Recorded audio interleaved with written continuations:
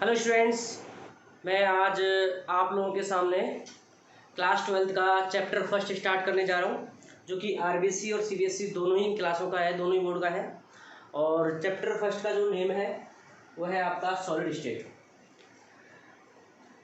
जैसा कि मैं आप लोगों से एक चीज़ पूछूं कि what is the state, state मतलब किसकी स्टेट है, तो मैं एक आप लोग सिंपल सा जवाब दोगे, सर मैटर की। जो सॉलिड है वो किसकी स्टेट होती है, मैटर की होती है। तो हम इस वीडियो में बिल्कुल बेसिक से चलेंगे, ठीक है। Basics means what is the proper definition of matter. Sir matter क्या होता है, मैटर तो समझाओ। सभी बच्चों ने 11th क्लास में एक डेफिनेशन पढ़ी होगी, anything which having mass and occupy some space. कोई भी चीज जिसका कुछ ना कुछ मास हो और वो एटमॉस्फेयर में कुछ ना कुछ स्पेस ऑक्यूपाई करती हो। एक सिंपल भाषा में बोलूं तो उसका कुछ ना कुछ वजूद हो।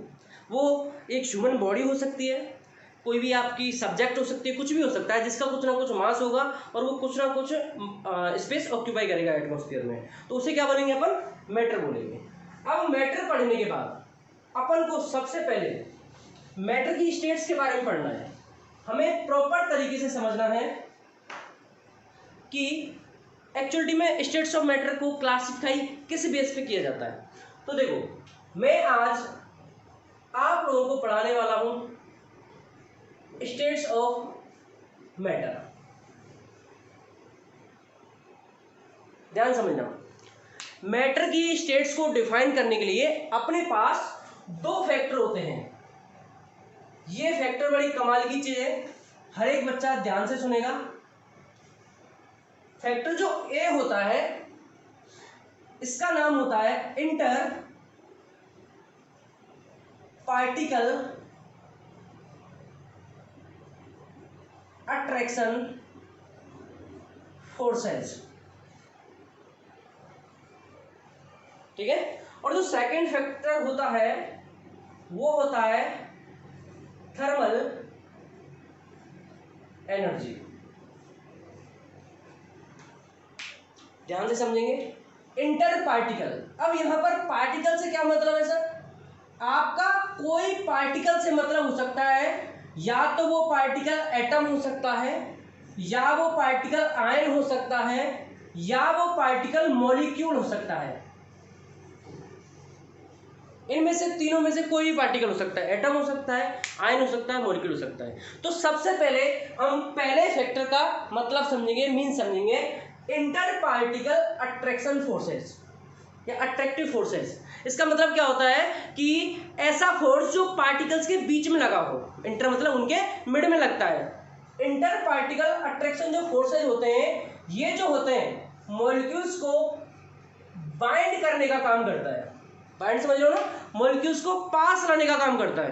किस तरह करता है, मैं आप लोगों को स्क्रीन पर एक फोटो दिखा रहा हूं, ध्यान से देखिए इस फोटो को। इस फोटो में आप देख पा रहे होंगे कि आपके जो मॉलिक्यूल्स हैं वो एक दूसरे की तरफ अट्रैक्ट हो रहे हैं, देख रहा होगा आप लोगों को अच्छे से। अब हम बात करते हैं सेकंड फैक्टर की, थर्मल एनर्जी। थर्मल एनर्जी का मतलब होता है, ये जो एनर्जी होती है वो मॉलिक्यूल्स के मूवमेंट के लिए रेस्पॉन्सिबल होती है। थर्मल एनर्जी का मतलब समझ रहे हो, जो हीट से मिलती है। आप एक चीज़ सोचो, जैसे ही सब कुछ करो, हमारे सिर पर सनलाइट आती है तो हमें हीट मिलती है, हमें थर्मल टेम्परेचर से जो हीट मिलती है उसे क्या बोलते हैं, थर्मल एनर्जी।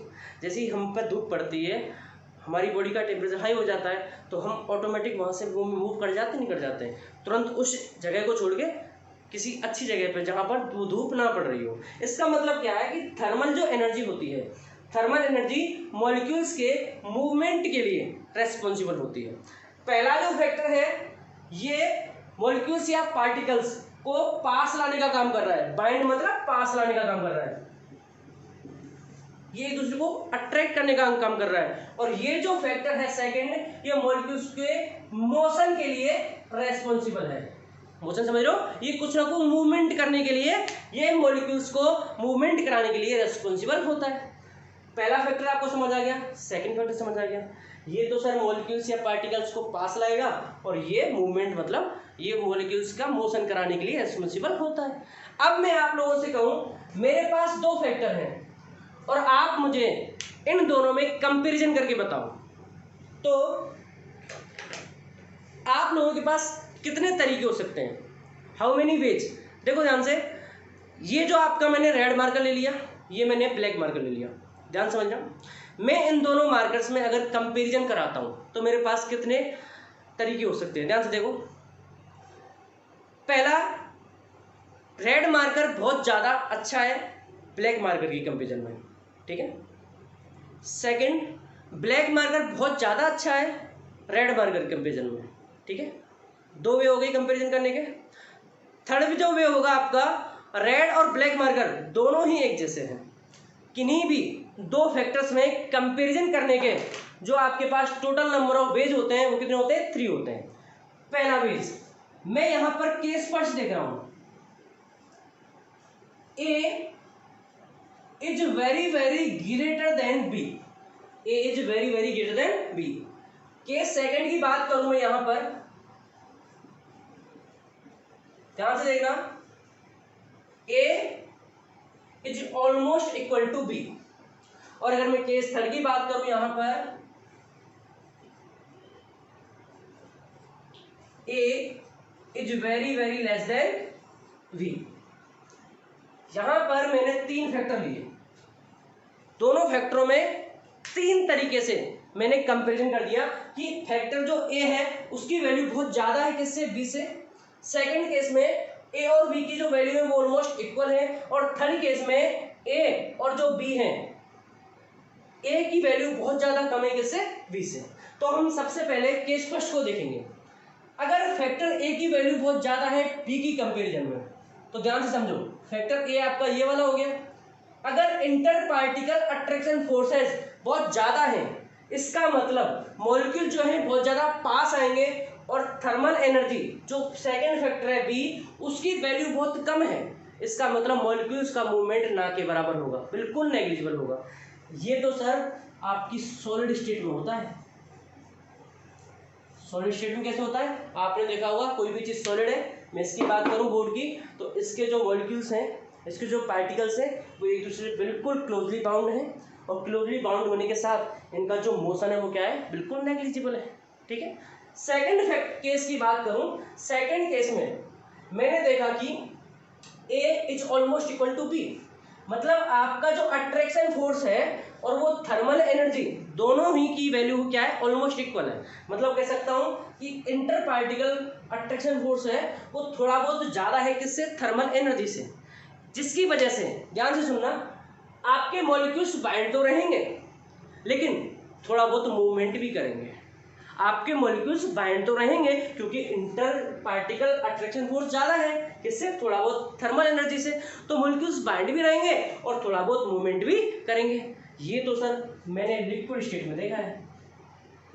लिक्विड स्टेट में कैसे, आपने एक ग्लास वाटर लिया और फ्लोर पे फैला दिया, आप देखोगे कि फ्लोर पे वाटर की जो लेयर है वो कुछ इस तरह मूव करते हुए आगे की ओर स्लिप होती है। इसका मतलब क्या है कि वाटर के जो मॉलिक्यूल हैं वो एक दूसरे से क्लोजली बाउंड भी हैं और मूवमेंट भी कर रहे हैं। इसका मतलब उन वाटर के मॉलिक्यूल्स के बीच आपका अट्रैक्शन फोर्स भी है और उनके बीच क्या एनर्जी, थर्मल एनर्जी भी प्रेजेंट है। तो जो बीच वाली मिड वाली स्टेट होती है उसे बोलते हैं लिक्विड स्टेट, ठीक है। नेक्स्ट बात करूं मैं केस थर्ड की, ए की वैल्यू बहुत कम है किससे, बी से। इसका मतलब क्या है कि इस बार जो आपके अट्रैक्शन फोर्स है बिटवीन द पार्टिकल्स वो बहुत ही ज़्यादा कम हो गए। अगर आपके अट्रैक्शन फोर्स बहुत ज़्यादा कम हो गए, इसका मतलब वहाँ पर थर्मल एनर्जी की वैल्यू बहुत ज़्यादा हो गई, और जब थर्मल एनर्जी की वैल्यू बहुत ज़्यादा हो गई, इससे क्या पता चलता है, थर्मल एनर्जी की वैल्यू बहुत ज़्यादा होने पर मॉलिक्यूल्स एक दूसरे के पास तो आने वाले हैं नहीं, क्योंकि अट्रैक्शन फोर्स जो है वो बिल्कुल क्या है, नेग्लिजिबल। ये 3 बार ग्रेटर देन साइन लगाने का मतलब है ये जो पीछे वाली वैल्यू होती है वो ज़्यादा कम हो जाती है। कुछ बच्चों को बता दूं, ये जो साइन होता है इसका मुंह जिस तरफ खुला होता है वो वैल्यू तो क्या होती है, बड़ी होती है, और जिस तरफ इसका मुंह बंद होता है उसे बोलते हैं स्मॉल वैल्यू, छोटी वैल्यू होती है। इसमें दिखाऊं जैसे ए की वैल्यू क्या है, ये जो इस साइन का जो मुंह है वो किधर खुला है, इधर खुला है ना, तो जिस तरफ इसका मुंह खुला होता है वो वाली जो वैल्यू होती है वो बड़ी होती है, और जिस तरफ बंद होता है वो वाली वैल्यू क्या होती है, छोटी होती है। अगर आपकी V की वैल्यू A से बहुत ज़्यादा है, मतलब थर्मल एनर्जी बहुत ज़्यादा है, मतलब इस केस में आपके जो मॉलिक्यूल्स या पार्टिकल्स हैं बहुत ज़्यादा मूवमेंट कर रहे हैं, बिल्कुल भी एक दूसरे के पास नहीं आ रहे, क्योंकि अट्रैक्शन फोर्स की वैल्यू क्या है, बिल्कुल नेग्लिजिबल है। ये तो सर जैसे ही सिलेंडर में आपने देखा होगा, सिलेंडर का पिस्टन दबाते हैं तो गैस बहुत ही फटाफट स्पीड से बाहर आती है। इसका मतलब क्या है कि ये जो कंडीशन अप्लाई होती है वो होती है आपकी गैसियस स्टेट में। समझ आ गया, गैसियस स्टेट में होता है सर ऐसा। तो गैसियस स्टेट्स में पार्टिकल्स की जो थर्मल एनर्जी होती है वो बहुत ज़्यादा होती है, और जो इंटर पार्टिकल अट्रैक्शन फोर्स होते हैं वो क्या होते हैं, कम होते हैं, जिसकी वजह से मॉलिक्यूल्स बहुत ज़्यादा मूवमेंट करते हैं, मोशन करते हैं। अब मैं आप लोगों को इन तीनों का एक स्क्रीन पर डायग्राम दिखा रहा हूँ, आप लोगों को स्क्रीन पर दिख रहा होगा। सबसे पहले डायग्राम में आप लोगों को दिख रहा होगा कि जो इंटर पार्टिकल अट्रैक्शन फोर्स हैं वो बहुत ज़्यादा है किसी कंपैरिजन में, थर्मल एनर्जी कंपैरिजन में। तो उस स्टेट को हमने क्लासीफाई किया है सॉलिड स्टेट में। सेकंड डायग्राम में आपको दिख रहा होगा कि आपके अट्रैक्शन फोर्स और थर्मल एनर्जी की वैल्यू जो है ऑलमोस्ट इक्वल है, मींस अट्रैक्शन जो फोर्स है इंटर पार्टिकल वो थोड़ा सा ज़्यादा है किससे, थर्मल एनर्जी से।